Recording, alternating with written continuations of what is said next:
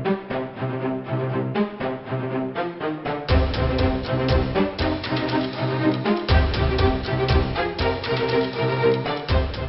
à tous et bienvenue dans ce nouvel update comics où je vais vous parler de quelques-unes de mes lectures du mois de novembre. C'est parti!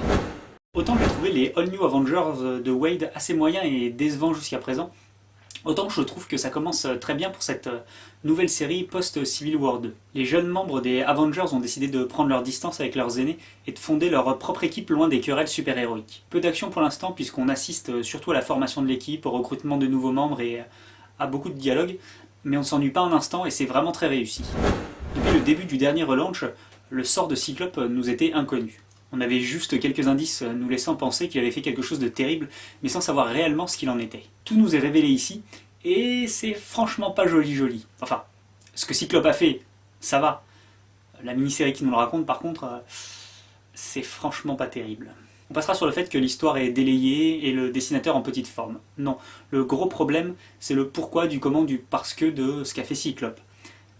C'est complètement incohérent avec ce qu'on nous laisse penser depuis le début. C'est vraiment à croire que les auteurs avaient une idée précise à l'origine et qu'ils ont complètement fait marche arrière dans cette série. Après un début de série vraiment prenant, ça retombe malheureusement un tout petit peu dans l'arc actuel qui s'avère beaucoup moins intéressant. Williamson s'attelle à développer la relation entre Barry et Wally, et c'est plutôt pas mal de ce côté-là. Mais c'est sur le reste que ça pêche un peu, notamment l'antagoniste qui est vraiment peu intéressant. Après avoir repoussé la lecture de la chose au maximum, j'ai finalement lu le grand crossover entre les séries Batman, Detective Comics et Nightwing. Et c'était franchement pas terrible. C'était beaucoup trop long et ennuyeux, et puis surtout c'est vraiment extrêmement agaçant de voir que si peu de temps après le début des séries, on balance un gros crossover sans laisser aux auteurs le temps de développer correctement leurs histoires. Conclusion avec ce numéro 7 de la mini-série de Space Opera de Mark Millar. Et c'est franchement assez décevant. Après une intrigue très linéaire qui certes offrait quelques péripéties pleines d'action mais finalement assez plates, on a le droit dans ce numéro à quelques révélations et surprises. Si dans un premier temps on peut trouver le gros retournement de situation assez intéressant, ça laisse finalement un sentiment d'inutilité à toute l'aventure qui s'est déroulée. En plus de ça, la fin annonce très clairement une suite, comme si cet épisode n'avait été qu'un immense prologue pour tout ce qui est à venir, et je crois franchement que je vais faire l'impasse sur la suite. Dire que Greg Capullo a quitté Batman pour ça. Dans l'univers de Reborn, quand on meurt, on se retrouve dans un monde parallèle, d'heroic fantasy, où une guerre se déroule entre les morts qui étaient gentils et les morts qui étaient méchants. Si le pitch rappelle très fortement l'excellente BD Requiem Chevalier Vampire, ça s'arrête là.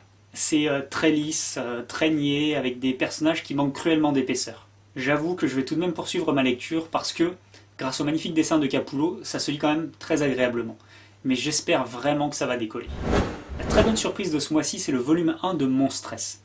On a ici une histoire de fantasy dans un monde matriarcal d'inspiration steampunk et asiatique qui nous présente un conflit entre les humains d'un côté et les arcaniques de l'autre. C'est assez sombre, violent même par moments, plein d'intrigues politiques tortueuses et de personnages ambigus au passé mystérieux. Ce comics nous parle de la guerre, de son horreur, du fait de grandir dans un monde en lutte permanente, et c'est très bien fait. Côté dessin, c'est vraiment somptueux, avec parfois un côté mignon qui est en décalage total avec l'horreur de l'histoire qui nous est présentée, et ça fonctionne parfaitement. Et voilà, c'est fini pour aujourd'hui, j'espère que ça vous aura plu.